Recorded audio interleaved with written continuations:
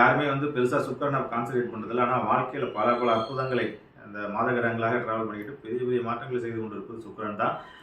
சுகபோகமான வாழ்வுக்கும் தாம்பத்திய வாழ்க்கைக்கும் தாத்ரிக வாழ்க்கைக்கும் அதிபதியான சுக்கரன் துளாராசிக்கு ஏற்கனவே 8ஆம் இடத்துல வக்கர நிவர்த்தியாவது. 8ஆம் இடத்துலேருந்து துளாராசியை குட்டி கொண்டு இருக்கின்றது.